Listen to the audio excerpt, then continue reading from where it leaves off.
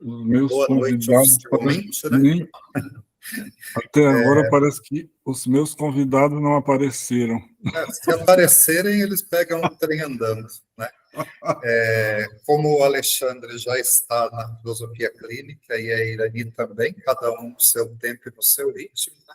Então, dispensa aquela apresentação inicial que a gente costuma fazer acerca da filosofia clínica, né? E só mesmo dessas cestas literárias, que o Alexandre já pôde também ter acesso aí ao documento, né? A gente se propõe esse encontro mensal para conversar num diálogo bem aberto, bem livre, né? Questões ligadas à filosofia, à literatura e à clínica, né?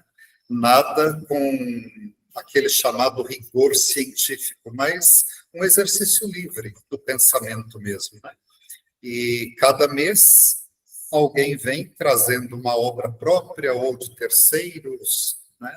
E aí entendendo a literatura como todo esse campo da expressividade humana, né? Que não só a escrita, mas todas as outras formas de expressão. Então, é isso que nós nos propomos nessa cesta literária. Hoje era para estar conosco Luiz Vieira, que é filósofo e é filósofo clínico de São Paulo. Mas ele não respondeu às últimas demandas nossas, então acabamos... Não respondeu ao questionário. Marcelo publicou o livro dele e estava à toa. E ele aceitou estar conosco hoje para falar do livro, né? Uma filosofia da literatura. Paula, Bob, Irene já conhecem Marcelo, Alexandre ainda não.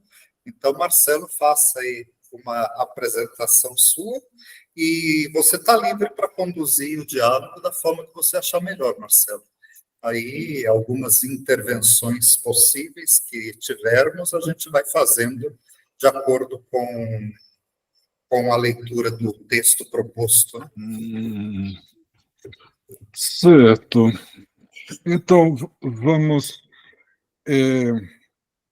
esse texto meu, claro, vocês receberam somente a introdução, não é, para dar uma ideia genérica, mas, na verdade, as partes mais densas com relação ao suporte teórico seria os capítulos 2 e 3, mas não dava para mandar, porque as pessoas também não iam ter condição de ler tudo.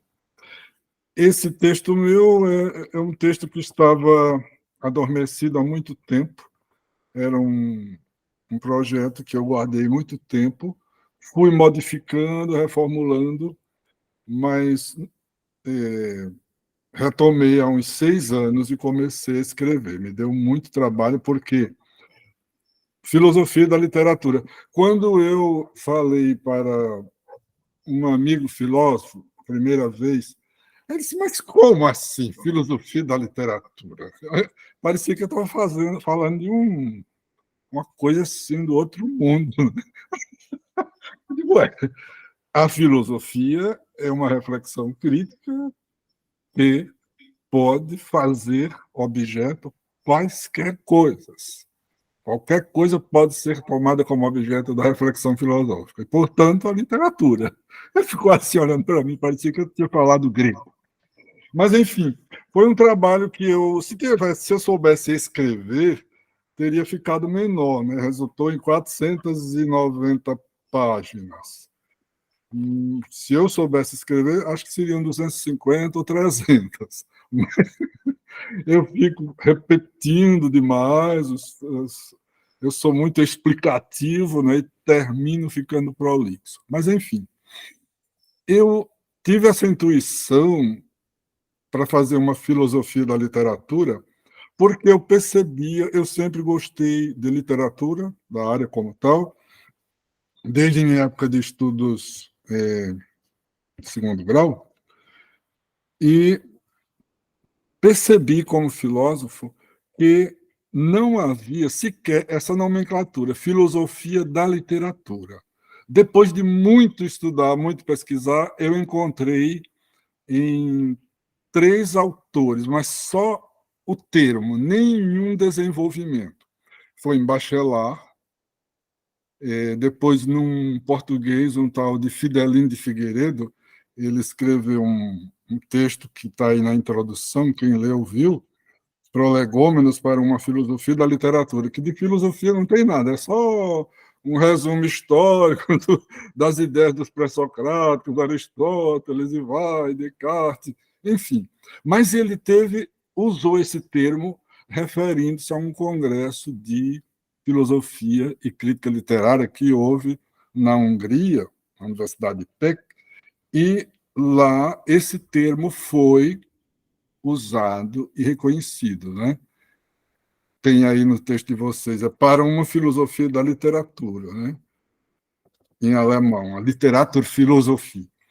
Mas o livro dele não me deu muito nada, praticamente só a ideia. Bachelard também não desenvolve, diz apenas que se situa numa linha da poesia e da filosofia da literatura, mas não fala o que significa filosofia da literatura. Naquele livro dele, A Poética do Espaço, não é? Exatamente. Depois tem um brasileiro, Benedito Nunes, esse sim. Benedito Nunes era um amigo da Clarice Lispector, um crítico literário excelente, e ele era especialista na obra de Heidegger também. Ele tem um livro bonito chamado Hermenêutica e Poesia, e lá ele fala da literatura, da filosofia da literatura, a possibilidade de uma filosofia da literatura, pela aproximação com a poesia. Mas até aí relacionando conceitos. Eu não faço aqui em meu texto uma aproximação entre filosofia e literatura como se fossem dois campos de conhecimento que as pessoas dizem duas disciplinas. De maneira nenhuma. Disciplina é uma palavra que eu não uso nesse livro em nenhuma página. Isso é um termo de carcereiro da polícia, né? Disciplina, coisa. Dizia Rubem Alves, quem inventou essa palavra parece que foi um carcereiro. Aquela palavra disciplina, transdisciplinaridade, interdisciplinaridade. Não. Eu encaro a filosofia como um saber englobante, crítico, que a pergunta é essencial pelas razões dos fatos, pelas conexões, interconexões, e a literatura como essa expressão cultural que, para mim, eu parto da literatura brasileira. Tem esse detalhe. Eu não fiz uma reflexão genérica, mas o meu ponto de referência é a literatura do Brasil. Claro, fiz recortes, selecionei alguns autores, porque impossível você falar sobre todos. Eu peguei a história da literatura do Brasil e eu não ia fazer a história da literatura. Meu texto não se confunde nem com história da literatura, nem com crítica literária e nem teoria da literatura. Eu as utilizei como instrumentos para me orientar e elaborar o meu texto. Então, delimitando o meu objeto de estudo, eu retirei a questão da literatura oral, que o pessoal chama até, né, oralitura. Né? Outro dia eu vi um termo chamando a oralitura, não sei quem usou esse termo. Não dava para eu abordar, né, a perspectiva das literaturas orais. E, portanto, nem as literaturas dos povos ancestrais e nem a dos povos de origem afro. Eu gostaria de ter feito isso. No meu projeto inicial havia 2 capítulos, só que eu percebi que seria pouquíssimo e os campos são muito vastos, assim como, por exemplo, a literatura produzida pelas mulheres. Quais as circunstâncias e como as mulheres escritoras vivem e fazem literatura no Brasil? Também não deu. Então, são as lacunas do meu texto. A literatura dos povos ancestrais, as literaturas dos povos afrodiaspóricos, né? E as literaturas das mulheres. Embora eu cite algumas como virtualidades, como é o caso do estudo da obra da Conceição Evaristo, a Carolina Maria de Jesus, a Maria Firmina dos Reis, que foi uma romancista do século XIX, dizem que é a primeira mulher que escreveu romance no Brasil. Agora, eu incluí duas bastante conhecidas, entre aspas, pela sua importância filosófica, que foram a Clarice Lispector e a Cecília Meirelles. Embora eu não tenha tratado especificamente de poesia, mas Cecília Meirelles, pela sua relação com a história brasileira, a história da poesia, e a poesia dela é uma poesia filosófica, eu já tinha começado um texto sobre o romanceiro da Inconfidência, que tem um caráter épico, histórico. Isso me encantou. Eu fiz um capítulo. E a filosofia de Clarice ficou como um texto intitulado A Filosofia Sentinte de Clarice Lispector. Então, o ponto de partida foi essa contradição, essa não existência de uma filosofia da literatura. A pergunta, como, o que seria uma filosofia da literatura? Qual o meu ponto de partida? Foi essa contradição da não existência, fazê-la existir mediante o meu projeto escrito e publicado, já que não havia, a não ser o termo, mas ninguém desenvolveu. O Benedito Nunes analisa Heidegger, Clarice, Guimarães Rosa, Machado de Assis, mas ele mesmo não faz uma filosofia da literatura assumidamente. Embora, na verdade, sejam textos que falam filosoficamente de obras literárias.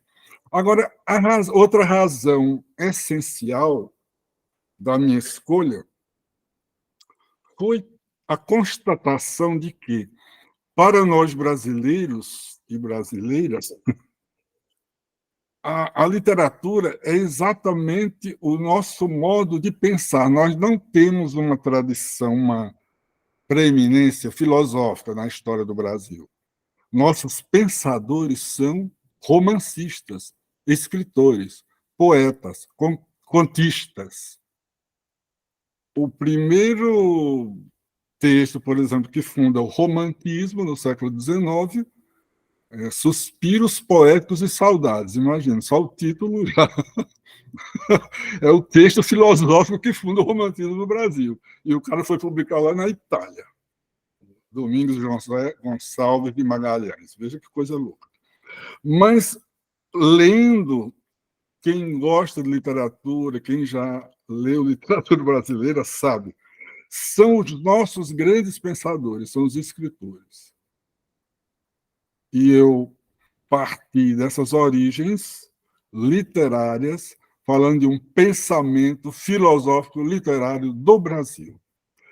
Para não regionalizar excessivamente, claro, eu não fiquei falando só de coisas do Brasil, porque se tornaria uma coisa, um ângulo nacionalista, e eu digo no meu texto, eu não faço essa elaboração numa perspectiva nacionalista, porque essa ideologia está ultrapassada há muitos anos. Né?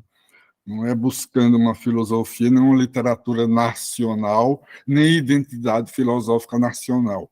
Disto não se trata. É uma reflexão crítica com bases na literatura e, portanto, aberta à universalidade, que também está presente em nossa regionalidade. Para isso, claro, eu não poderia deixar de considerar as teorias que nós já conhecemos sobre a literatura, sobre o romance, e filósofos que pensaram literariamente. Eu peguei apenas três, os principais: Sartre, Camus,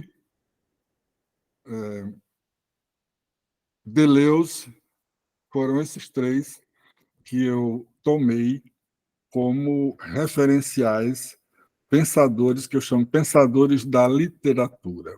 Lukács é um que eu utilizei mais a teoria do romance para criticar a ideia de herói problemático que ele tem, do ponto de vista da sua teoria literária. Mas eu relembro, por exemplo, essa relação filosofia e literatura como epistemes, a literatura como um modo de ver o mundo, de dizer o mundo, de expressar a condição humana, que a gente não pode entendê-la só do ponto de vista estético.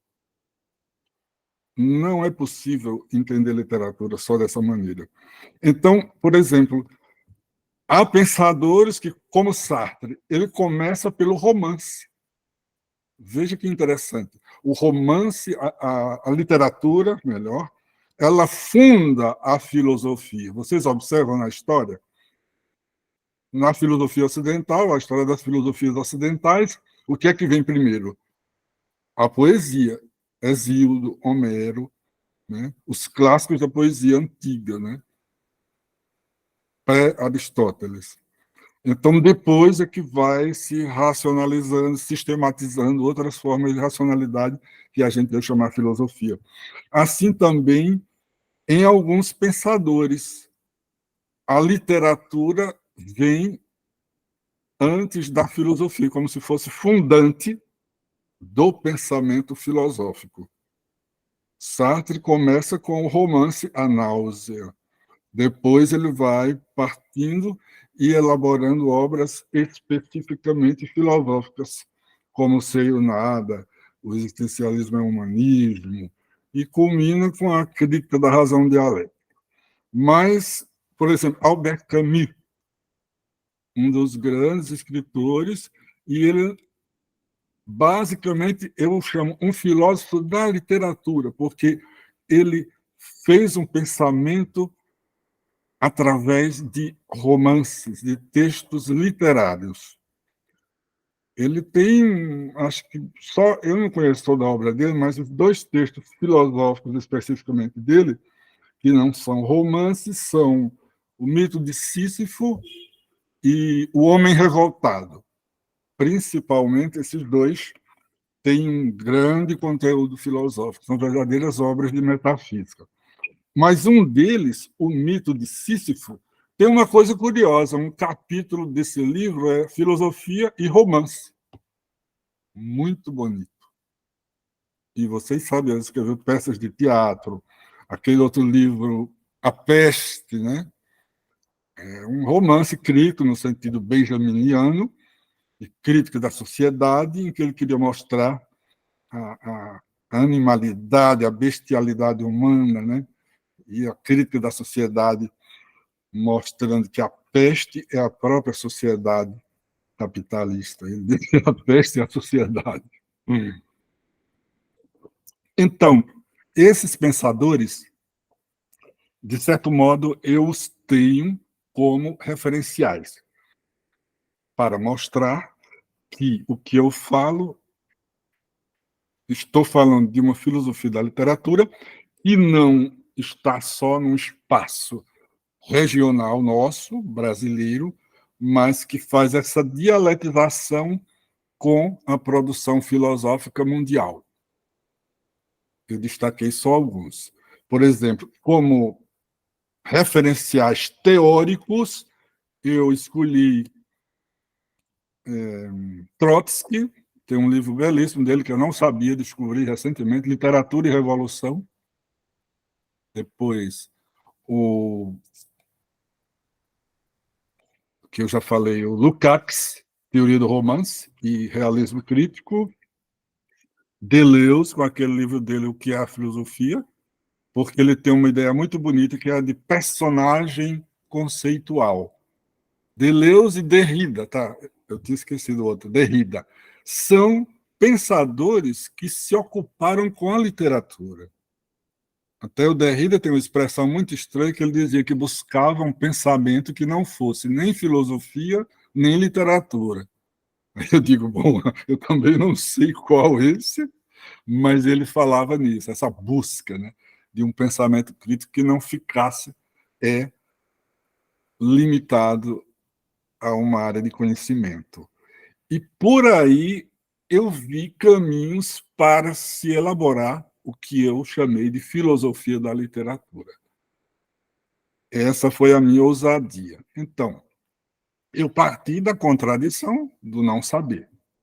Realmente foi difícil elaborar a fundamentação teórica. Os 3 primeiros capítulos, eu confesso para vocês que me deram mais trabalho do que os 20 restantes. Ao todo, o livro tem uns 23 capítulos, mas os 3 primeiros eu fiz umas 10 vezes. Passei 1 ano e meio, porque, você sabe, a metodologia, o método é a base de uma obra. E como é que eu ia explicitar e fundamentar isso? Né? Em que eu me basearia? Né? Foi essa a primeira tarefa difícil que eu tive. E o restante eu comecei a fazer um rastreamento do pensamento filosófico literário. No Brasil, eu penso que o nosso pensamento filosófico começa com a literatura barroca, os Árcades mineiros. Desde mesmo antes, por exemplo, a poesia de Gregório de Matos. Eu apenas acenei porque eu não desenvolvi textos sobre poesia. E depois essas academias que eram criadas, apesar de tudo, pelo vice-rei de Portugal, mas que, no entanto, elas eram espaços de leitura e discussão, e começaram a ser espaços de filosofia, de um pensamento literário, se não propriamente filosófico, mas eu chamo um pensamento literário. E, claro, enquanto se ocupavam com questões humanas, da condição humana, foram gerando uma filosofia literária. Depois, seguem os nossos romancistas com a autonomização da nossa literatura. A luta pela autonomia, a independência, né, política e literária. É importante notar isso.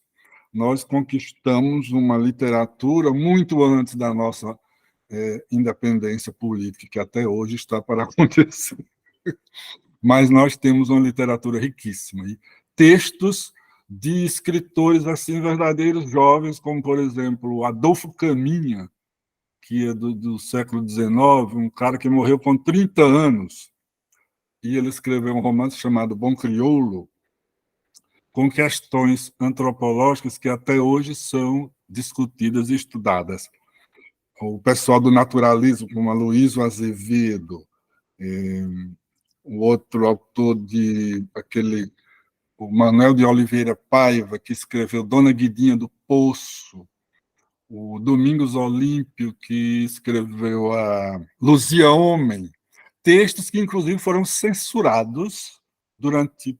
Teve um deles, o Dona Guidinha do Poço, passou 50 anos para ser publicado. É um livro que critica uma mulher machona, autoritária, latifundiária, que manda matar o marido. Né? Os romances são uma beleza. Né? Eu chamei de dramance. Eu digo, olha, acho que o romance, essa palavra romance não está muito bem colocada. Alguns, e a maioria, eu chamo dramance. Eu coloquei esse neologismo entre aspas para mostrar essa dramaticidade, essa violência que nós encontramos na história que produz e que está situada esse tipo de produção literária. E depois, então, vem os 2 grandes pensadores que nós temos já, Machado de Assis e Lima Barreto, que são os grandes reveladores da antropologia brasileira, do ser humano e principalmente dos brasileiros. Machado de Assis, enquanto funda um realismo, tem uma perspectiva filosófica existencial pessimista, enquanto ele se debruça com a ambiguidade dos seres humanos, né? Essa conflitividade, essa oposição, esse ser humano que é infeliz, desrealizado, Então, e o Lima Barreto é aquele que escancara a loucura da sociedade brasileira. Machado de Assis tem uma paisagem humana. Lima Barreto dá um passo adiante, ou mais passos. A paisagem de Lima Barreto é uma paisagem social, bem mais aberta. Enquanto Machado de Assis fala sobre a intimidade, né, a consciência opositorum, né, as dualidades do ser humano, os conflitos, as reações, o ser humano como um ser instintivo, capaz de quaisquer coisas e de mudar posições relativamente a valores ou contra valores, é uma paisagem mais humana e antropológica que Machado de Assis possui, enquanto Lima Barreto elabora uma paisagem social e mais ligada à história política do Brasil. E tem uma atualidade impressionante. Se a gente lê, por exemplo, os textos dele, como, por exemplo, os Brusundangas, mesmo Triste Fim de Policarpo Quaresma, os personagens de Lima Barreto são personagens que a gente hoje pode identificar nos nossos líderes sociais e comunitários que lutam por uma sociedade mais justa. E Lima Barreto teve uma fundamentação filosófica na sua literatura. É muito sugestivo. Ele narra o encanto dele pela filosofia de Descartes, Mendes-Biran, e ele elaborou um projeto de estudos filosóficos, está lá no seu diário íntimo, em que ele expõe uma concepção de filosofia. E vejam o que ele diz, que ainda continua atual. Ele diz: filosofia não é a expressão de meros pontos de vista, nem de opiniões soltas, mas um conhecimento organizado, né? É a organização do conhecimento baseada em métodos que também são comuns às ciências particulares, ele diz. A filosofia se preocupa com a análise, a indução, a dedução. É impressionante a concepção de filosofia dele como essa forma de saber englobante, aberta à pluralidade de outras formas de saber, que ele chama a socialidade da literatura. A sua, ele chamava, a minha literatura é uma literatura militante, que ele usava nos textos para expressar a sua condição como negro, como homem descendente de escravos, e que foi enlouquecido, né, pela sociedade. E o singular em Lima Barreto é que ele é o próprio personagem maior de sua obra. Quando nós lemos Lima Barreto, embora ele haja criado dezenas de personagens, a gente lê a sua presença em cada livro do Lima Barreto. Ele está presente como personagem maior, no seu sofrimento, na sua dor, e principalmente um pensamento literário que critica o positivismo científico ao modo de Machado de Assis. Machado de Assis, sobretudo, né, com o Alienista e muitos outros contos, fez uma crítica bem incisiva, né, contra o positivismo científico, sobretudo a biomedicina, nós sabemos. E Lima Barreto aprofunda isso com relação à psiquiatria. Isso a gente vai vendo em outros pensadores. Daí eu faço uma passagem para o modernismo, que é preparado exatamente por Lima Barreto, e o grande Euclides da Cunha. Euclides da Cunha é outro que preparou essa capacidade, essa potencialidade na literatura, essa força de compreensão do Brasil. A obra de Euclides da Cunha, Os Sertões, é tido como um ensaio, obra científica, filosófica, porque até hoje os analistas não conseguem classificar muito bem, mas ela é fundamental para a gente compreender a literatura do Brasil.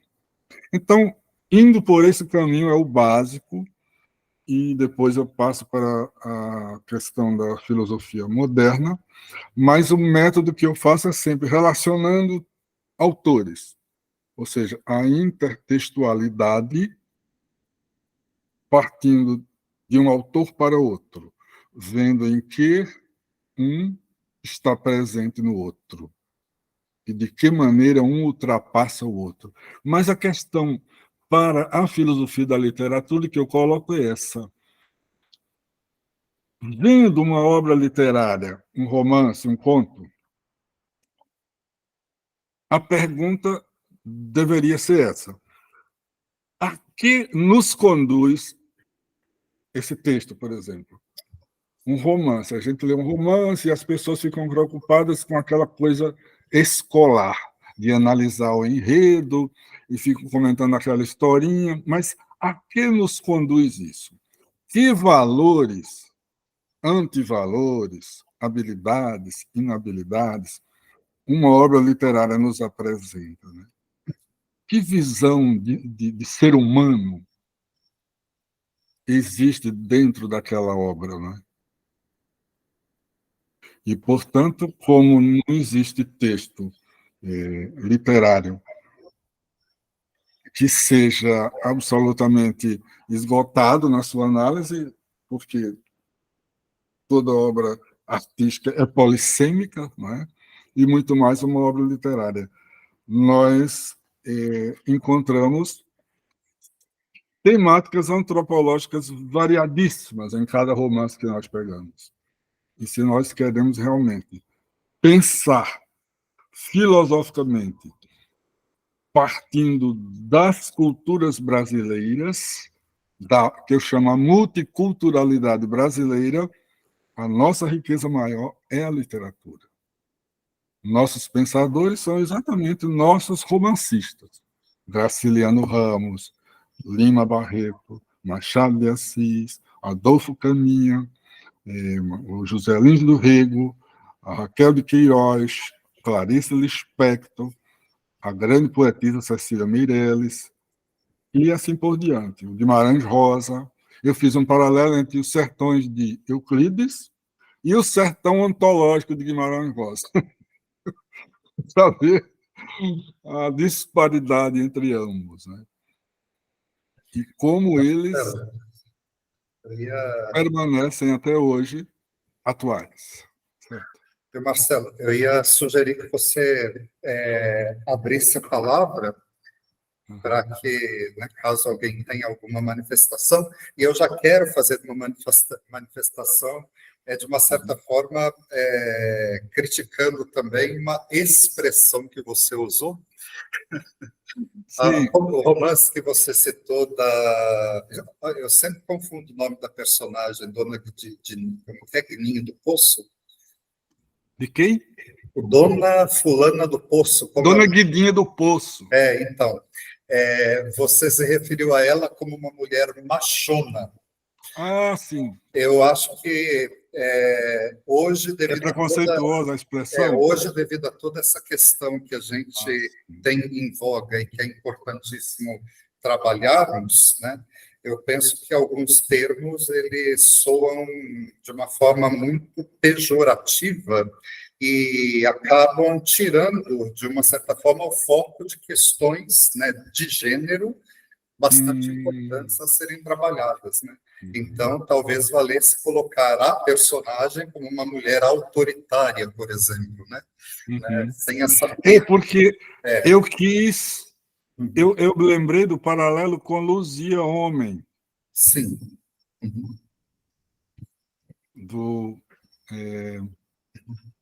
Mas é mais assim, uma observação, porque também em filosofia clínica, e isso eu acredito que faz parte do processo clínico-terapêutico, de revermos termos e conceitos que nós usamos. Linguagem.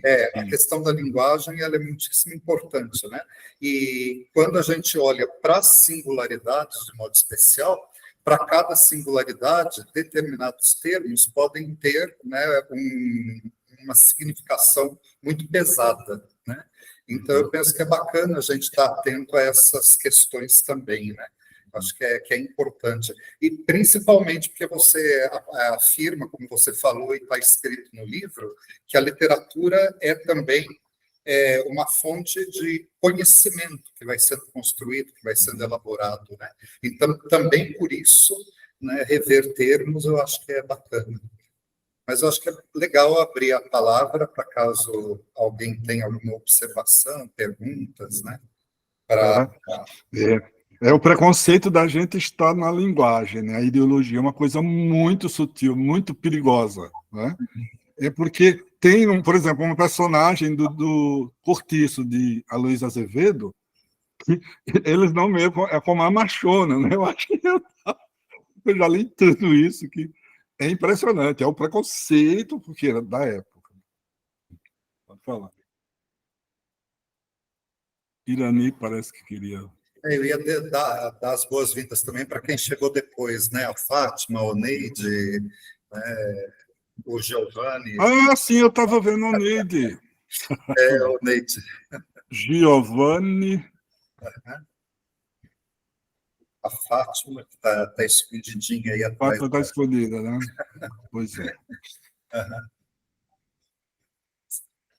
Se alguém tiver algo para falar... Vocês conseguiram ler todo o texto da introdução? Que basicamente só dá uma ideia. Eu tive que voltar, o Paulo. Eu não estava me vendo. Boa noite. Eu não estava me vendo porque lá embaixo a lâmpada do quarto é muito fraquinha. Então eu tive que mudar de ambiente, por isso que eu estou meio... Agora estou melhor. Marcelo. Oi. Quando você fala da literatura brasileira, isso teve... Eu participei um pouco da Nova Acrópole aqui de Botafogo, e dentro da faculdade hoje de filosofia, hoje eu faço a Estácio de Sá, eu tenho colocado muito que o Brasil ele nasce em 1880. Se a gente colocar aí, você começa a pegar autores, né, que, na verdade, eles estudaram em faculdades em Portugal e vieram para o Brasil para fundar a Escola de São Paulo. Me corrija se eu estiver errado, né? Você criou essa ideia da literatura com a filosofia baseado nisso, de... como é que eu vou colocar aqui? Autores que nasceram no Brasil, embora ainda estivessem colhendo alguma coisa lá de fora. Por exemplo, eu tenho Mário de Sá, né, que está aqui dentro do Brasil. Você já coloca aí Fernando Pessoa, Machado de Assis, Lima Barreto, né? A gente tem essa filosofia. Você acha que nasce aí, porque eu Alexandre, tá? Eu tenho batido de frente com alguns professores falando que a filosofia, falando que o Brasil nasce depois de 1900. Eu não sei se vocês concordam comigo, né? Porque é a hora que 1880 a 1908 começa a fundação da Escola São Paulo, e aí a gente começa a estudar aqui, porque até então os filhos de fazendeiros saem daqui, vão lá para Portugal, estudam, fazem faculdade, e aí voltam, encaram aqui a nossa realidade, né, de um Brasil ainda que está ali formando, a política está nascendo. Foi desse princípio que tu partiu aí para a literatura e para a filosofia? Não. Eu falei, por exemplo, eu rastreei o pensamento referenciado no Brasil. Por exemplo, eu me referi e comentei um pouco a vida, mas não abordei a questão da poesia, afora Cecília Meirelles e Castro Alves, capítulos rápidos. Por exemplo, eu vi raízes remotas, que não se trata de um pensamento brasileiro, claro, como você já citou, né? Eram homens que estudavam em Portugal e vinham para cá. Mas a colônia, mesmo no período colonial, você sabe, as contradições foram aparecendo. As academias eram criadas pelo vice-rei de Portugal e imediatamente eram destruídas, fechadas, quando ele percebia que alguns estavam saindo fora dos trilhos e das determinações da coroa. Mas, como se sabe, nenhuma dominação é absoluta durante todo o tempo, nem para sempre. Havia sempre essa possibilidade de alguém ultrapassar os limites da ideologia da corte e pensar um pouquinho além. Isso foi gerando. É uma coisa bem remota, o que eu chamo de origens barrocas do pensamento filosófico literário.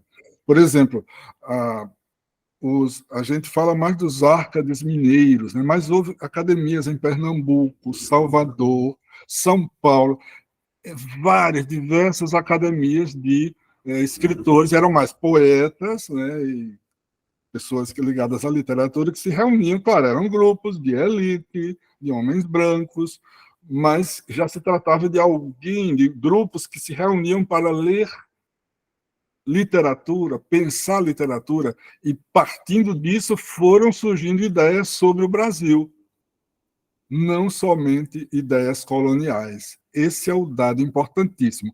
Quem refere isso muito bem é o Antônio Cândido, aquele sociólogo que estudou muito literatura, e o maior historiador da literatura brasileira, eu acho, não sei se essa palavra maior cabe, mas eu acho que sim, é o Afrânio Coutinho, em que parece ter sido um indivíduo conservador, meio reacionário politicamente, mas ele tem uma obra belíssima, vastíssima, em vários volumes, História da Literatura Brasileira, e uma chamada naquele tempo, tinha o nome, né, Enciclopédia, em 2 volumes.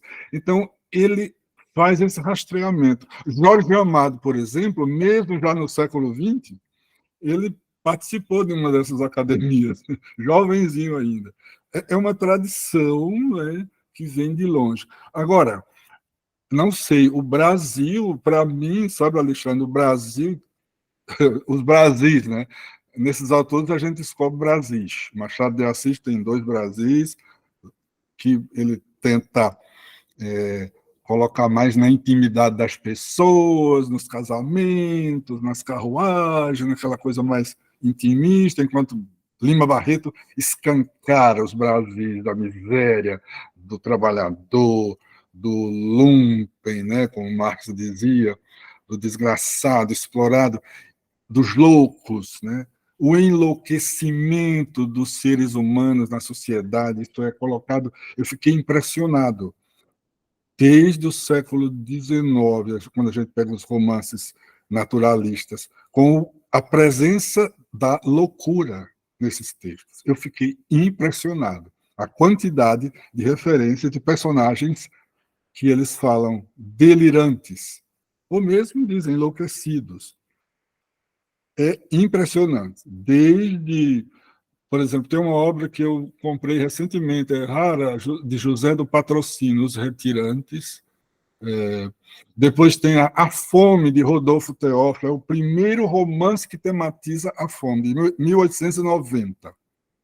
E ficou muito tempo esquecido, e recentemente a editora, não sei se foi a Vozes e outra lá, publicaram uma edição muito boa, comentada pelo Marcos Villa, A Fome, de Rodolfo Teófilo. E a gente sente como esse Brasil, esses Brasis, foram crescendo e surgindo nessa conflitividade, nessa violência horrorosa. Você veja, as lutas do povo pela independência chegaram em 1822, o golpe de Dom Pedro I, né? O falso Ipiranga, que Machado de Assis tem uma crônica sugestiva que ele disse: preferia ficar com a lenda, a realidade da independência do Ipiranga. Ele disse: eu prefiro a lenda do grito do Ipiranga, porque foi fatídico. Porque essa construção que você faz dos Brasis, se a gente pegar São Paulo, Rio de Janeiro, Salvador, né, que são capitais litorâneas, e colocar o Brasil do interior, aí eu vou falar não de Minas, mas do sertão, você não acha que ali é que o Brasil nasce, em termos de poesia regional, nisso que você fala da fome, né, da seca, dessa construção, né? Porque tudo vem do zero, tudo parte do zero, né? Então, o Brasil nascendo ali do interior, e não esse Brasil que vem daqui, porque a gente sabe que está chegando o pessoal de Portugal, né? Está chegando aquele advogado que se formou lá em Lisboa e veio para cá, né? Eu estou mais ali situado ali no interior da Bahia, né? Jorge Amado, né? Trazendo a verdadeira... você fala muito da poesia, né? A literatura brasileira, poesia, o poema, né? Você não acha que nasce do interior e não da capital, do interior para a capital e não da capital para o interior? Essa é a minha pergunta. Eu acho que as duas coisas. Duas coisas. Porque você veja, os grandes romancistas, se a gente pode assim falar, que são esses do Ceará, né?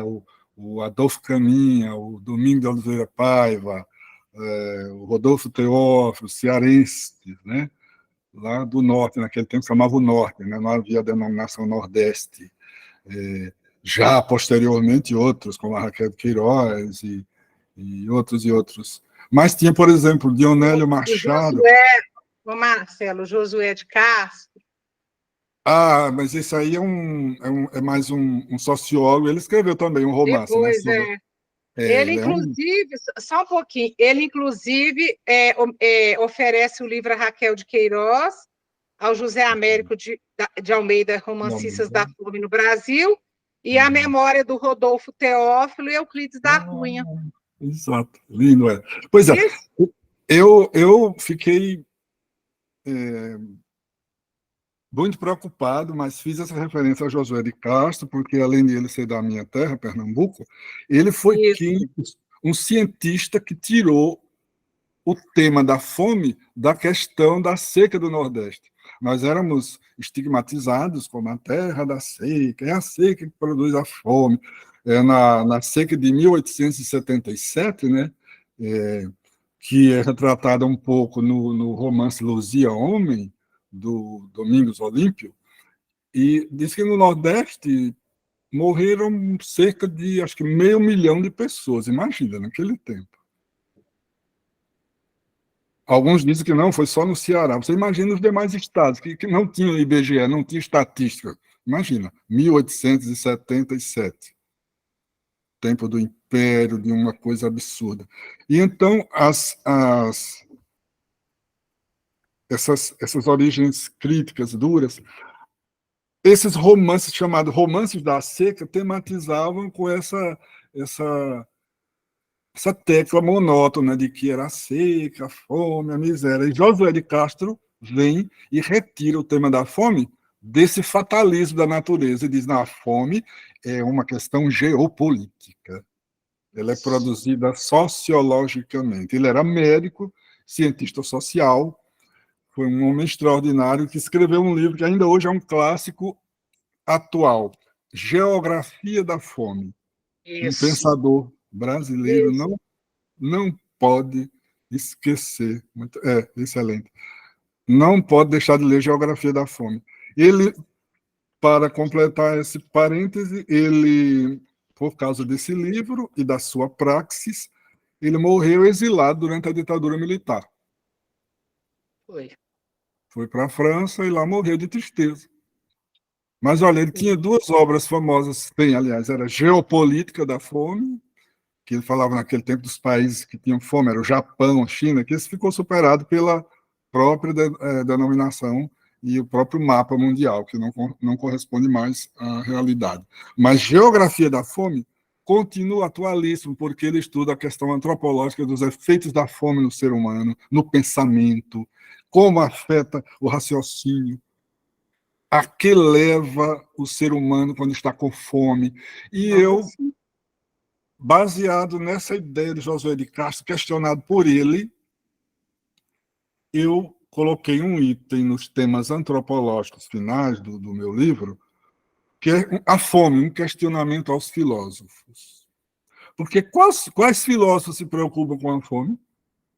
Marx, eu me lembro de Marx, né? Talvez Gramsci, tão pouco, né? Alguém me fale aí, me areja a memória, que eu não lembro. Eu conheço 3, assim, de minha intimidade, que preocupam com a fome, embora não escreveram ainda sobre a fome. Paulo Grandissoli, Marcelo Bezerra Oliveira e Luiz Ezequiel de Rezende, vulgo Bacarini. Bacarini, os 3, meu marido. Mas então, a gente pega livro de filosofia, a fome parece ser uma questão sociológica, né? Algo sociológico, um tema da sociologia. E eu coloquei como questionamento aos filósofos. Mas isso não é uma opinião mera, porque eu faço filosofia, e filosofia não é apenas ponto de vista, não é isso. Filosofia não é ponto de vista. Ponto de vista também é um ponto de cegueira, né? É uma reflexão que faz um esforço, um exercício metodológico para um saber mais global, aberto, que eu chamo pluridialético, vendo a multifatorialidade dos acontecimentos. Então, eu parti de Ernest Bloch e um outro, acho que ele era, não sei se francês, radicado no Peru, eu não me lembro não, Pierre Fürter, era um filósofo da educação.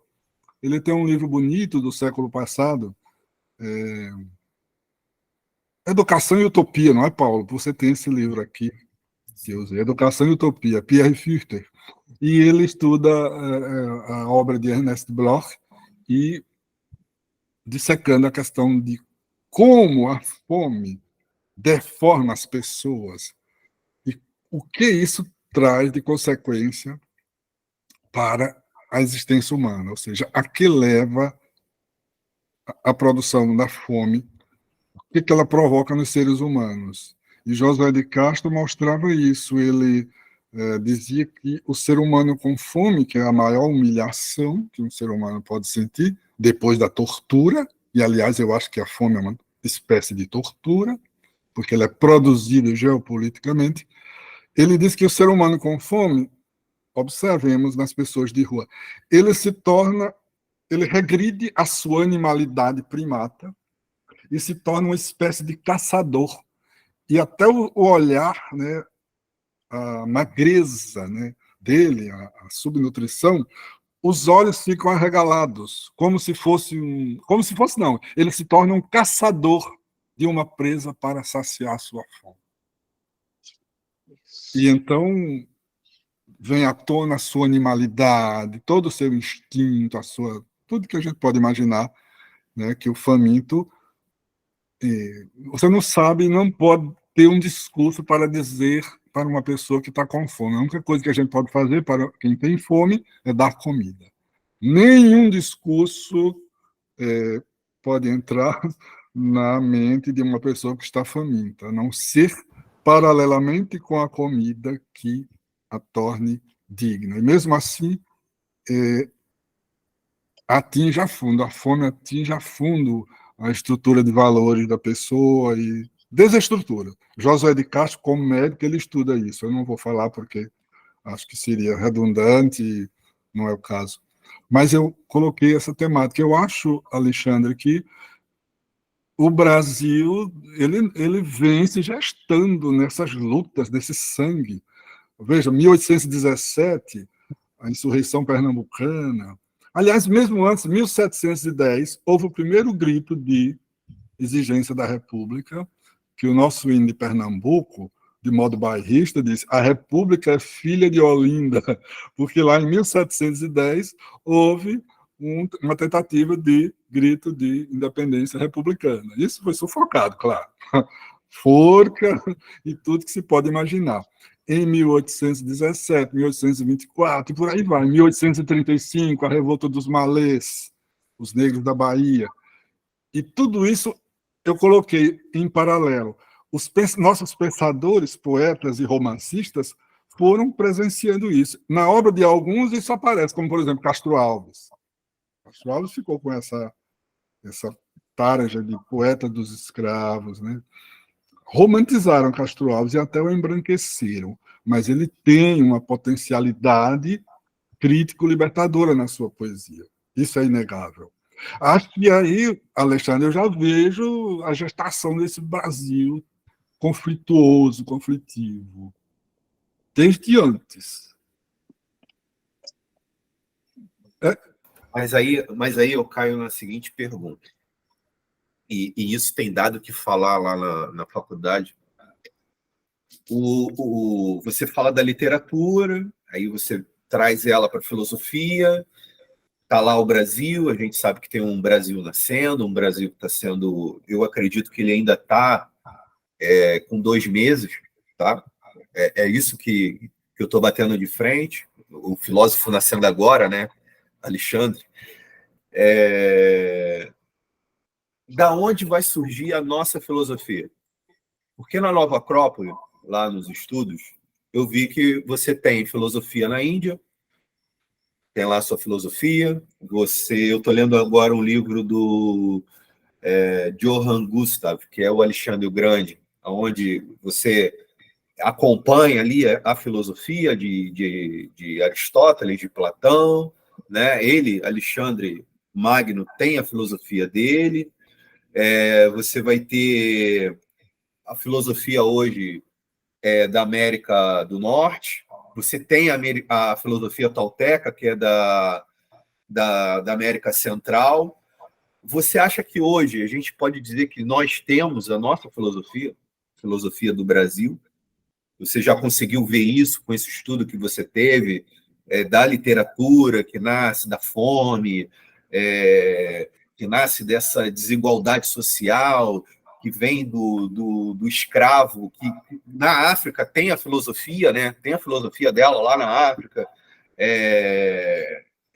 que atravessa esses navios, que vem para cá, e aí os negros são mortos. Você acha que no nosso Brasil já existe uma filosofia para a gente chegar, pegar e falar assim, olha, beleza, a literatura nasceu aqui, a gente tem Mário de Sá, Fernando Pessoa, Euclides da Cunha, tem a Raquel Queiroz, a nossa... Não, Fernando Pessoa Fernando Pessoa, Portugal, né? Então, mas a gente já tem a nossa filosofia, a gente pode bater no peito e falar, não, a gente tem uma filosofia. Só talvez botar uma pimenta aí, porque quando me vem esse tipo de questionamento, e a grande pergunta que muita gente se faz, né, o que é a filosofia, ou o que são as filosofias, às vezes me incomoda essa questão que parece que a gente ontologiza, né, determinadas áreas do conhecimento, como se tivéssemos quase que uma obrigatoriedade de nos identificarmos enquanto tal, né? Não sei se eu estou me fazendo claro, mas pautado aqui na própria fala do Marcelo, eu não lembro exatamente onde no texto, ele vai dizer que essa divisão literatura e filosofia, ela se torna inócua, porque no pensamento dele, até onde eu consigo compreender, é justamente essa criação literária que vai dizendo dos nossos N modos de ser, né, enquanto brasilidades, né?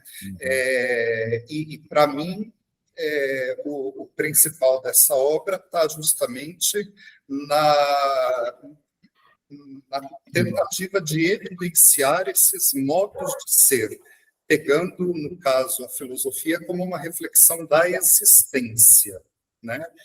Das existências, né? Das várias formas, dos vários modos de existência. E aí, eu penso que fica muito difícil. E eu estava lembrando de um filósofo, se eu não me engano, ele é argentino, o Julio Cabrera. Se eu não me engano, ele é argentino, radicado no Brasil e tal, e ele tem um livro, que agora eu também não me lembro o título, mas é justamente falando dessa possível filosofia brasileira, né? Ele fala das dificuldades de ser um filósofo no Brasil, das dificuldades de se pensar no e de se pensar o Brasil, né? Então, quando fala assim, será a gente teria uma filosofia brasileira, né? Eu acho que seria falar, nós temos N filosofias brasileiras que nascem justamente, no meu modo de entender, que eu acho que acompanha o livro do Marcelo, que nascem justamente da forma como as pessoas foram se constituindo, né? Desde as ancestralidades, que agora começam a se evidenciar, né, dos povos originários e da população afro, né, que para cá foi trazida, né, que agora começa a se evidenciar. Tem N obras literárias aí de autores de povos originários, da população preta, né? Então, eu acho que temos essas N filosofias que foram e vão nascendo e que se evidenciam em determinados períodos, dadas as circunstâncias gerais aí que a gente vai vivendo, né? E que talvez a tua questão primeira, Alexandre, você falar, foi nesse período que se, né, praticamente aí podemos dizer que começou a surgir uma filosofia brasileira. Eu acho que foi um dos períodos em que o pensamento brasileiro, né, é recheado e, na grande maioria das vezes, né, de questões filosóficas existenciais, de modo especial, foi se fazendo e vem se constituindo da mesma forma, né? Eu não sei se faz sentido isso, né, mas é mais uma... Pode ser até um questionamento meu mesmo, né? Porque no texto da introdução, o Marcelo coloca que o esforço reflexivo, está lá na página 12, né, torna-se possível considerando os primórdios da percepção dos nossos próprios escritores relativamente à literatura brasileira, em sua marcha de progressiva tomada de consciência da realidade vivida por nossa população, que, aos poucos, foi se autonomizando literária e politicamente. E aí poderia acrescentar filosoficamente, né? Enfim. Como, Paulo? Não escutei a última palavra. Não, eu falei que você colocou o autonomizando literária e politicamente, e eu poderia dizer filosoficamente também, né? Pensando... mas eu estou afirmando isso. Eu já estou supondo. Só seria redundante, porque está isso no conteúdo do livro. Mas... Olha, inclusive eu evitei, nesse antigo projeto, que seria uma tese de doutorado, que eu não quis, porque ia me submeter a um catecismo de orientador, e que eu tive uma péssima experiência no mestrado. Eu digo, não, eu quero fazer meu texto pensando, não vou seguir catecismo de ninguém. Eu não uso a expressão filosofia brasileira. Antigamente eu chegava e vivia preocupado da filosofia brasileira. Porque tem a filosofia francesa. Isso é coisa de livro. Nacionalizar, sabe? Esse nacionalismo delimita demais, obstrui a pluridialeticidade que eu quero no pensamento. A minha visão, eu suponho e usei a dialética fenomenológica de Hegel, Marx, Sartre, Camus, mas a dialética, para mim, não é bipolaridade, essa coisa de tese e antítese. Isso é coisa de... que inventaram que Hegel falou isso. Hegel não falou isso. Porque não é suficiente para conhecer a vida, o mundo, as realidades que a gente enfrenta. Não é suficiente um raciocínio bipolar, mas são muitas realidades, são muitas complexidades. E eu acho que a literatura nos dá essas possibilidades, porque você pega um romance, olha, você lê um Machado de Assis, você lê uma Clarice Lispector, o que tem ali de antropologia, de filosofia, de teoria do conhecimento, né? metafísica. Eu me lembro que uma vez eu estava falando para um grupo de alunos de filosofia lá no Nordeste, e uns versos que eu fiz um cordel filosófico, e eu citei Lima Barreto e Clarice Lispector. E um aluno ficou assim, como professor Clarice Lispector? Eu disse, sim, Clarice tem um livro filosófico de uma filosofia da religião, para quem souber ler. Paixão segundo GH. É um livro de uma filosofia da religião profunda. Você pode, aquele itinerário místico da Clarice Lispector é fundante de uma filosofia da religião, que você pode aperfeiçoar, né? E é uma filosofia da religião. Mas é isso. Para mim, eu não uso essa expressão filosofia do Brasil nem brasileira. Eu me referencio, né? Eu falo sempre assim. Eu tomo como referência a nossa multiculturalidade. Porque a gente não pode falar a cultura brasileira. Não existe isso. Existem as culturas. Né? E, na verdade, é esse processo histórico que vai num crescendo. Agora, claro, nós temos pensadores, grandes pensadores que se dedicam à filosofia, mulheres e homens, mas assim, as pessoas ficam repetindo a Europa. É isso que eu digo.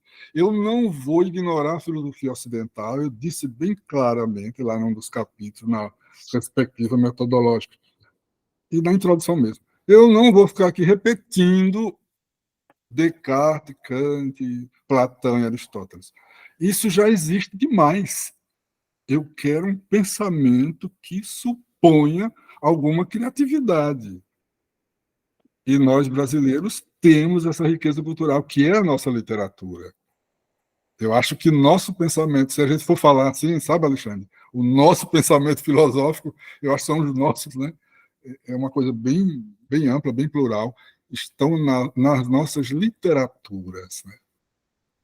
Quando a gente pega um desses textos, eu fico encantado, porque coisas que a escola castrou muito a gente e proibiu a literatura.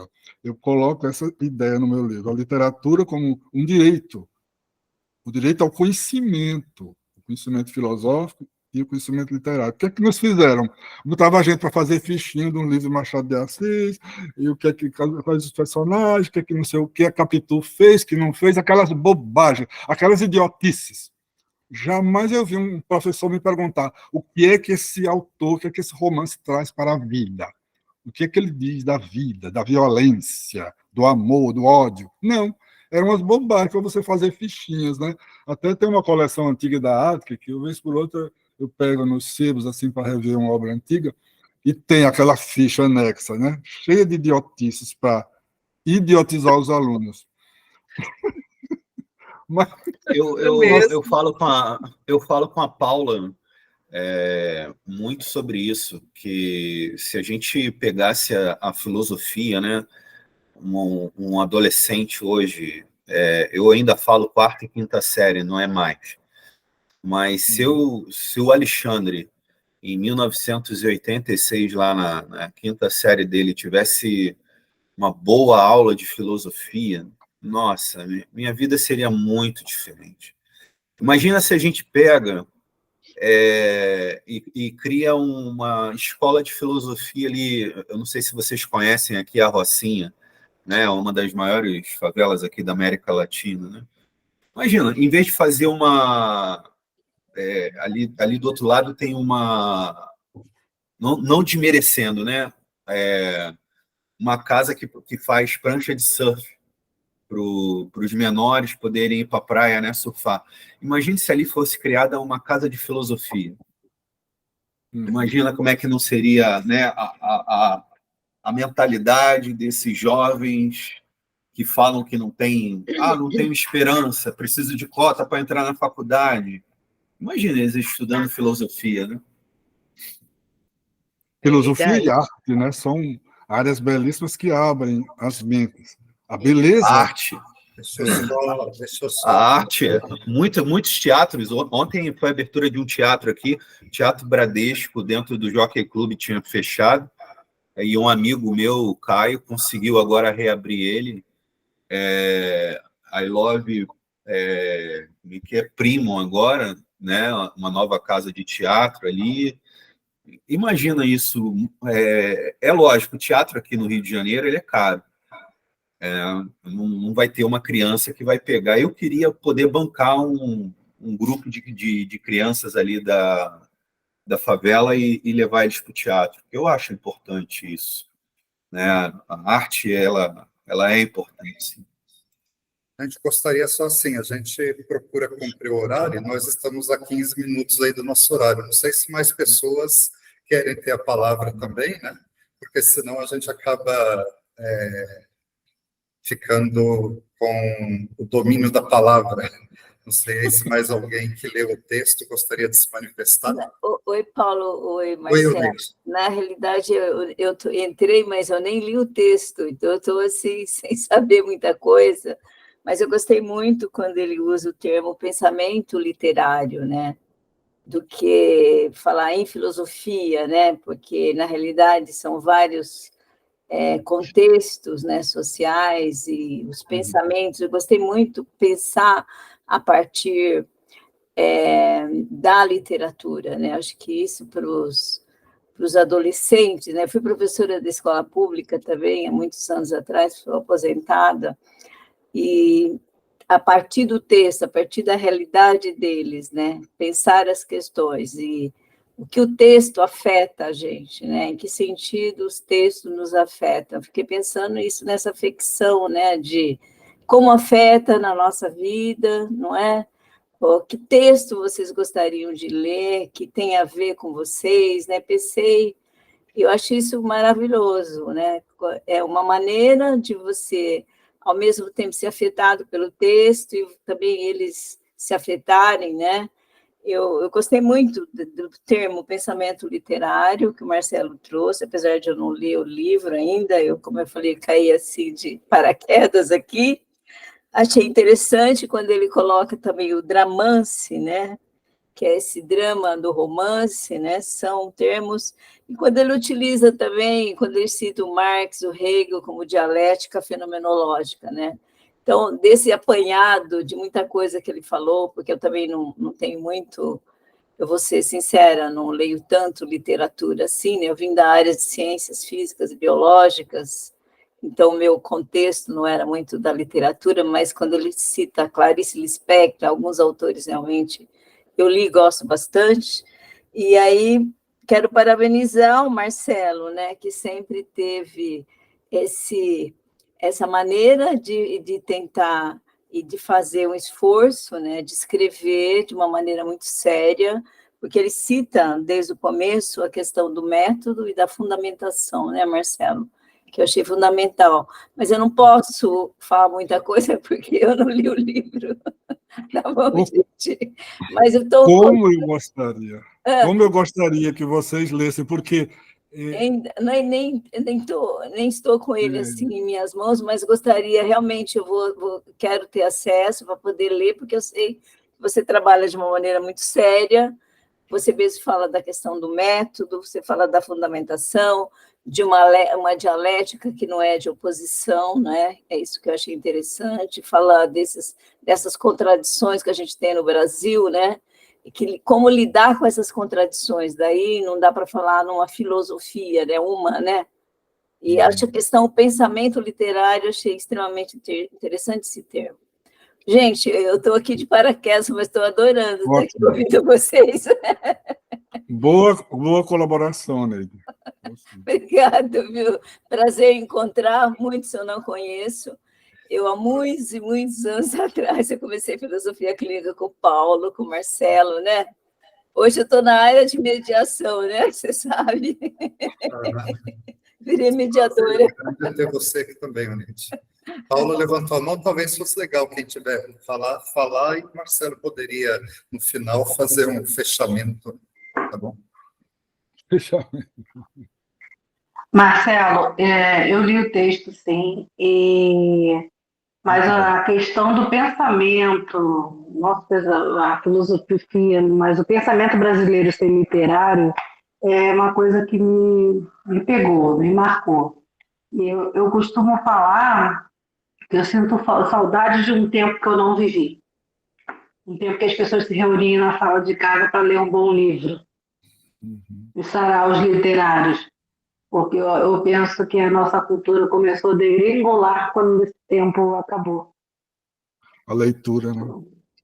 Porque, como você diz, as escolas foram tirando isso e o público jovem, houve um tempo que nem lia, hoje em dia já, na Bienal eu vi que o público adolescente está comprando livro, mas é uma literatura questionável, mas eles estão consumindo muita literatura, muitos livros, mas a gente sabe lá que pensamento tem dentro daqueles livros, né? Mas as crianças, os adolescentes, eles não foram formados para ler, eles não foram formados para pensar, para questionar, e ninguém está fazendo o menor esforço quanto a isso, né? Eu sou aquela tia chata que dá livro de presente, mas eu sou a única tia chata que dá livro de presente para as crianças, porque é tudo tecnologia, é tudo muito superficial, o brinquedo que brinca pela criança, ela quase não usa mais a imaginação, né? E eu também penso nessa questão do pensamento literário, que o que chega para a população que não lê, que vem através das novelas, que vão embutindo a forma de pensar, de agir, os valores familiares, e o perigo que tem nisso. Uma pessoa, um público que não lê, que não questiona, mas que se alimenta de qualquer coisa através das telas. É o perigo que está nessa questão.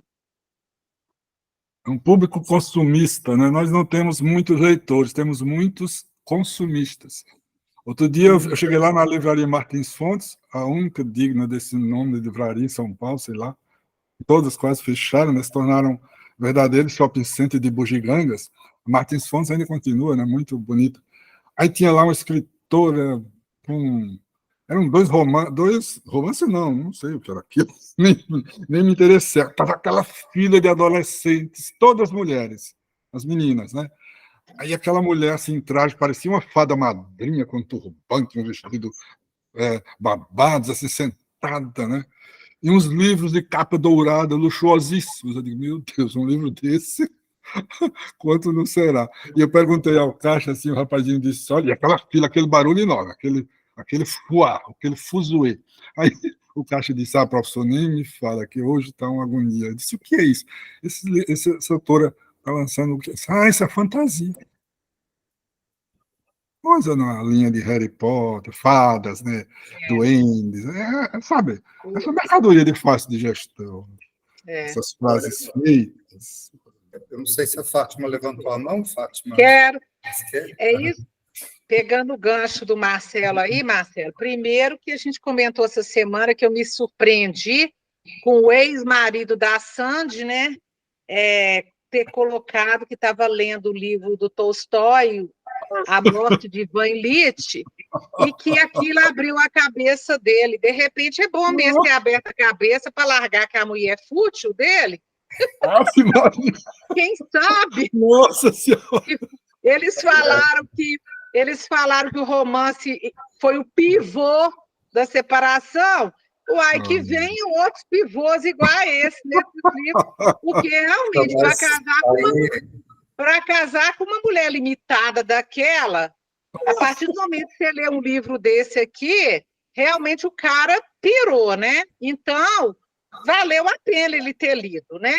E porque realmente, igual você falou aqui, a gente discutiu durante a semana, que você falou, né, que o livro, né, é portador de conhecimento, de valores, e que ele realmente encontrou nesse livro ali, igual ele falou, acho que caiu na real, assim, o que eu estou fazendo com a minha vida, o que está bom, o que não está bom, e é o que acontece com a literatura mesmo, ela abre a cabeça da gente, igual a Paula está falando aí, de jovens lendo coisas, né, vamos falar, que não traz conhecimento, é futilidade, muita ficção, é capa dourada, que eles estão preocupados com isso. Por exemplo, São João del Rei, para finalizar, São João del Rei, eu fiquei horrorizada.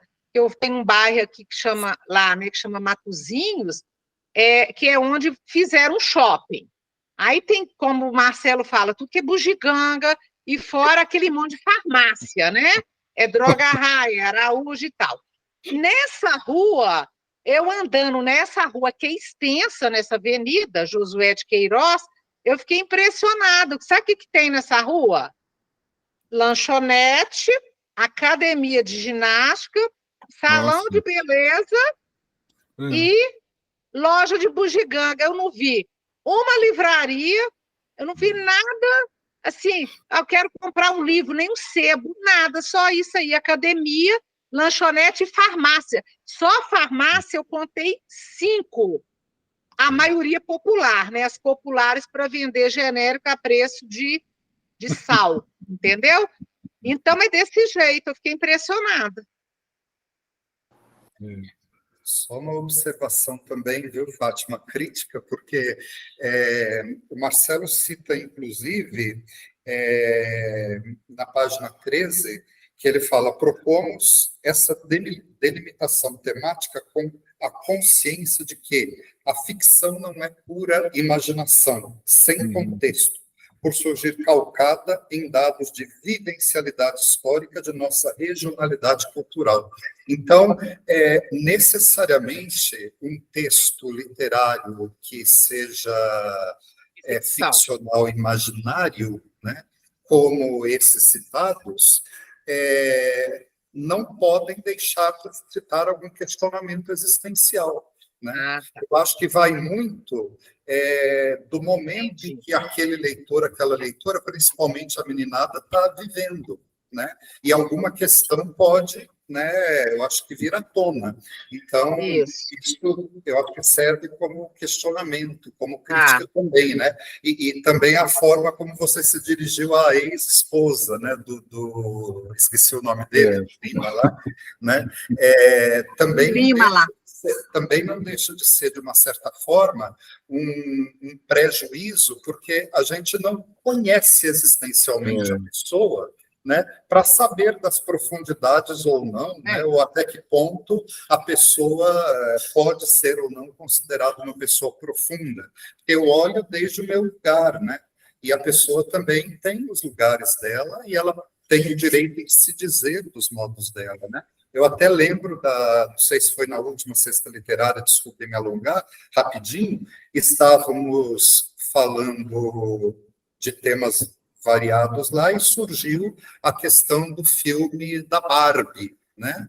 E aí eu fui fazer um comentário e eu disse assim: eu não vi o filme, é claro, né? E logo que eu falei é claro, né, eu me dei conta do meu prejuízo. Porque como que eu posso falar claro de uma coisa que eu não vi, né, sem ter nenhum tipo de conhecimento de fundamento, né? E depois eu ouvi pessoas dizendo que a diretora se preocupou em trazer questões, inclusive, de gênero para o filme, né? Fazendo uma releitura das Barbies, né? Então, acho que são N coisas que a gente precisa estar atento. E nesse mesmo lugar que o Marcelo, nesse mesmo parágrafo da página 13, o Marcelo continua dizendo, né, que a imaginação é calcada em dados da vivencialidade histórica de nossa regionalidade cultural, que, ao mesmo tempo, se faz e se percebe como conteúdo humano universal.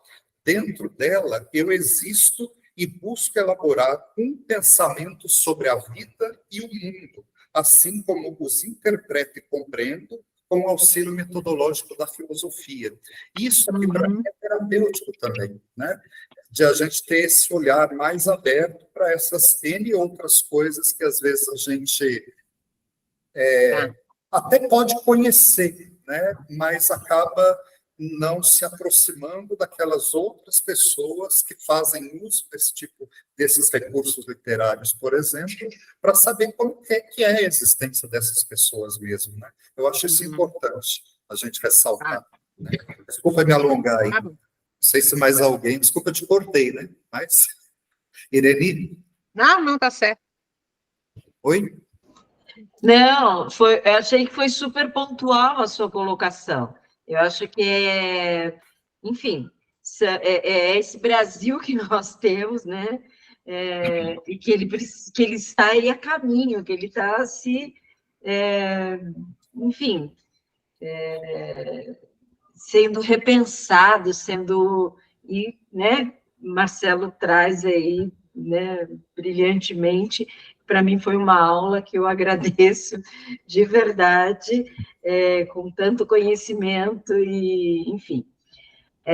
Mas é isso, eu acho que é a nossa história, né? Então, o que nós podemos fazer disso que nós temos, né? Como é que a gente pode mudar ou não, ou mudar a gente, ou tentar, enfim, se encontrar cada um dentro da sua singularidade, do seu conhecimento. Eu só tenho que agradecer. Gratidão. Paulo, eu queria também agradecer a oportunidade de estar aqui junto com vocês. Eu achei a sua colocação extremamente importante no sentido terapêutico, né? E, mais uma vez, lembrado, assim, das lembranças que eu tenho do Marcelo, né, desse rigor que ele tem, né, na escrita, né, da profundidade, não é? E desse esforço, né, de trazer algo do Brasil para a gente pensar a partir do nosso contexto social, né, que é importante, né? E fico muito feliz de poder estar aqui, rever meus amigos de muito tempo atrás. Agradecer a todos e a todas pelas colocações, não é? E agora eu fiquei devendo, eu preciso saber onde comprar o livro do Marcelo, que eu quero comprar e ler, viu, Marcelo? Fiquei Eu vou colocar aí no chat. Fiquei em débito. Fiquei em débito com você, Marcelo. O Zap. Eu vou colocar aí no chat o WhatsApp do Marcelo, aí quem tiver interesse no livro, entra em contato direto com ele. Ah, Tá sim. bom? Sim, coloca. Tem interesse, Já viu? comprei. Eu agradeço. Eu Já agradeço. coloquei aí no chat, já quem marcou? tiver interesse, é Espera aí, só só um minutinho. Eu vou entrar em marcar. contato direto com o autor. Já. Opa, pera, já A saiu. gente não pode dizer está nas melhores livrarias do ramo. Ô, Paula, apareceu um pouquinho, já saiu. Põe de novo, por favor. Para mim não aparece aqui. Oi, não apareceu? Não, apareceu e saiu para mim, não sei. 98, 388, qual é o outro? 19, 5, 7. Agora deu, 19, 7, agora sim. Obrigada, viu, gente? Nós é que agradecemos. Tem isso. Alguém mais quer dar uma palavra? Também. Giovanni lá, não. Quem mais? O Giovanni levantou a mão. Está falando, tá sem áudio, né? É a Paula. Paula, seu microfone.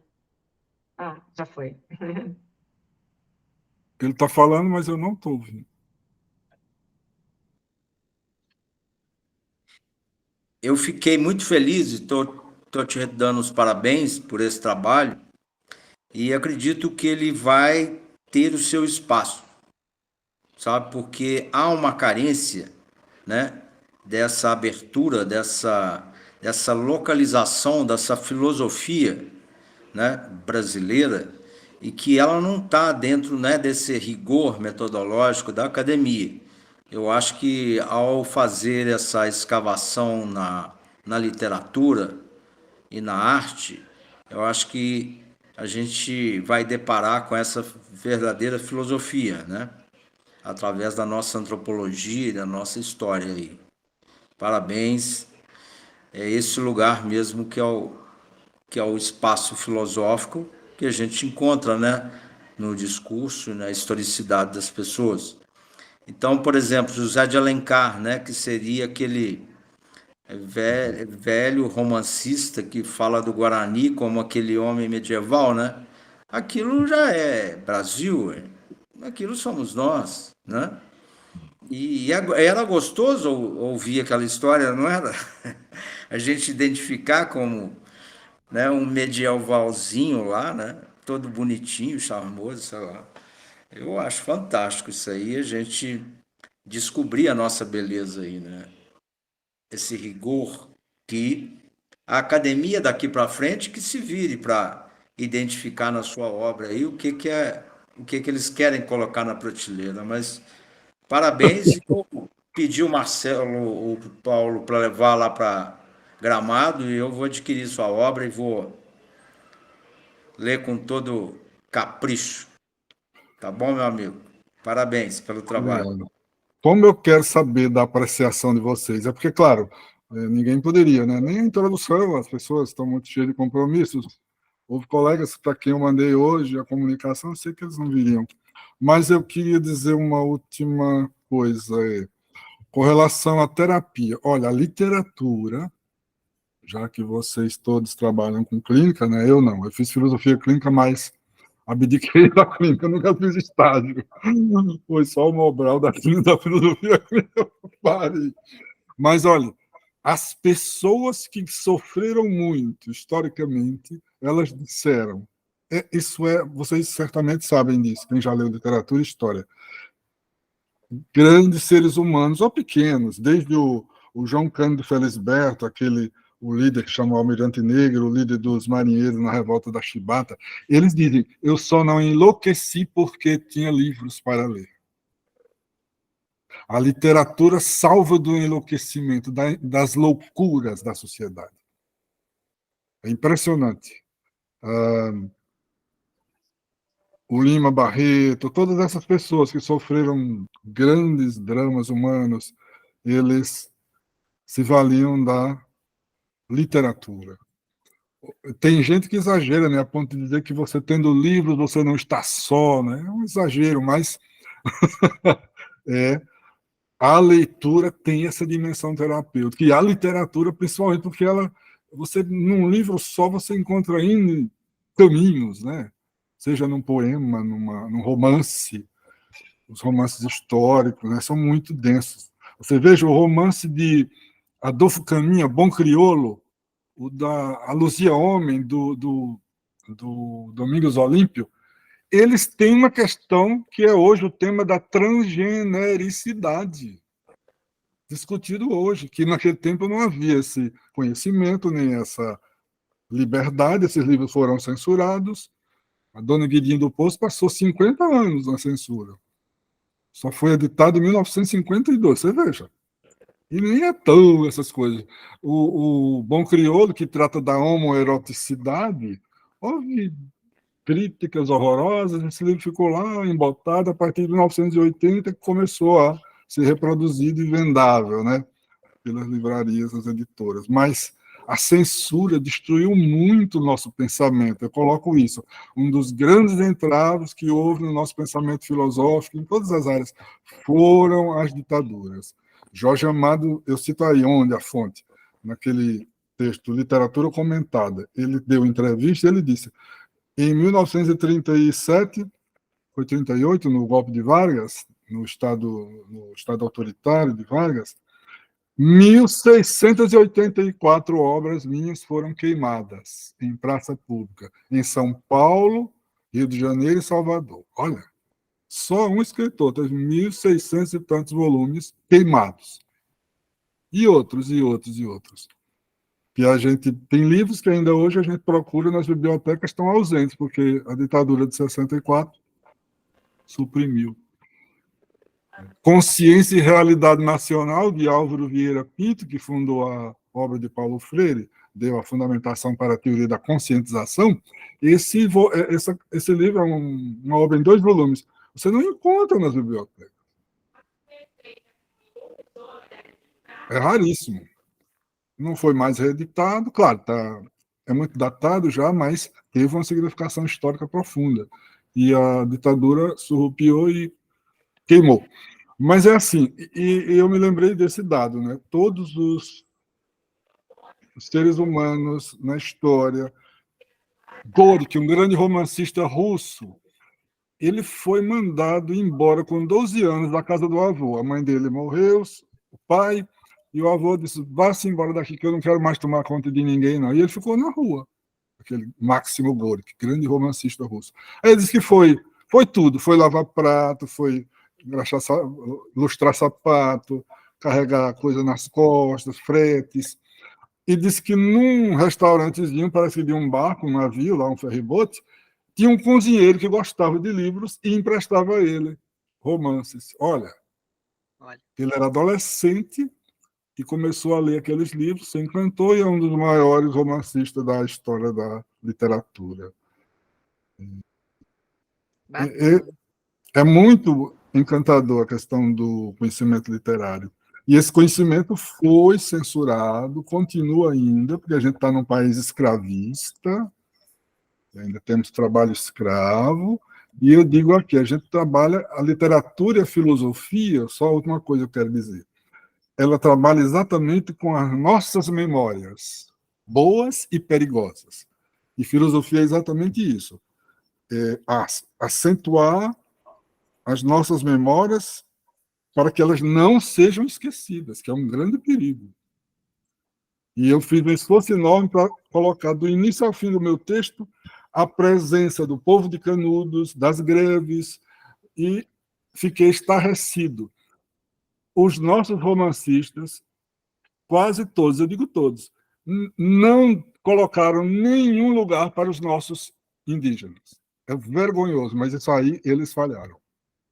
Nem Graciliano Ramos, que tem um romance chamado Caetés, acho que é o romance mais ruim dele.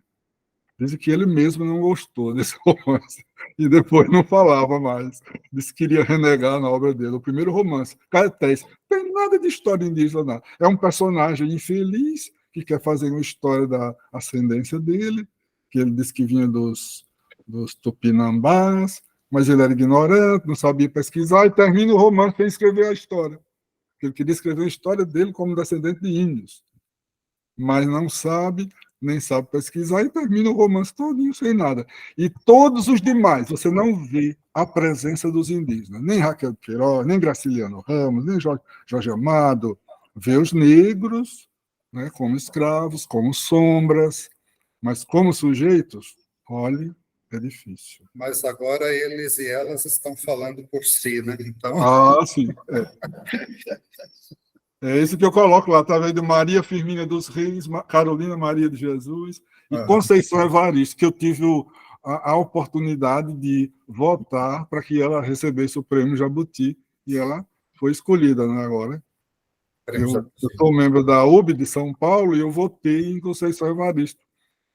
Olha a votação em que estava. Os mais votados eram ela e Martinho da Vila. Eu digo, o que Martinho da Vila tem a ver com a literatura brasileira? Sabe por que é músico? Tudo bem, música é uma arte, mas tá assim. As academias brasileiras, esses grupos, essas corporações estão assim, né? Agora elegeram o Krenak.